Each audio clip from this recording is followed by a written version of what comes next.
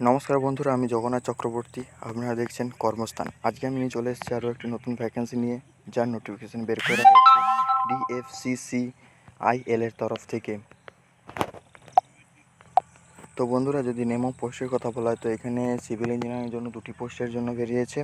Junior manager civil, যার জন্য essential qualification প্রয়োজন bachelor's degree in civil engineering এবং মিনিমাম 60% নাম্বার প্রয়োজন।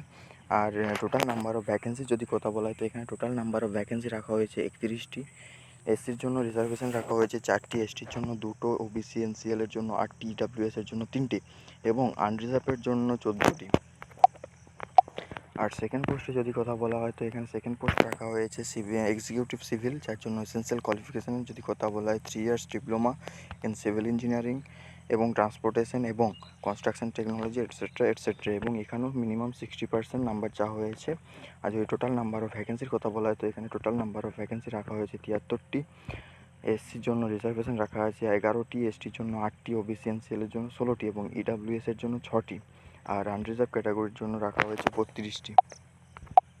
তো বন্ধুরা, এখানে যদি এজ লিমিটের কথা বলা হয় তো এখানে এজ লিমিট রাখা হয়েছে জুনিয়র ম্যানেজারের জন্য 18 থেকে 27 বছর এবং এক্সিকিউটিভের জন্য 18 থেকে 30 বছর ম্যাক্সিমাম এজ লিমিট রাখা হয়েছে।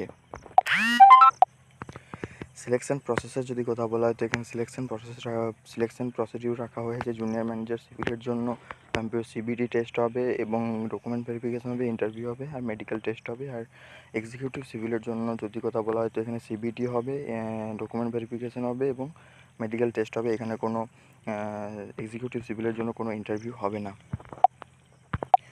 তো বন্ধুরা, যদি এক্সামিনেশন ফি এর কথা বলা হয় তো এখানে এক্সামিনেশন ফি রাখা হয়েছে জুনিয়র ম্যানেজারের জন্য 1000 টাকা ইউআর, ওবিসি এনসিএল এবং ইডাব্লিউএস এর জন্য। আর এক্সিকিউটিভের জন্য রাখা হয়েছে 900 টাকা ইউআর, ওবিসি এনসিএল, ইডাব্লিউএস এর জন্য।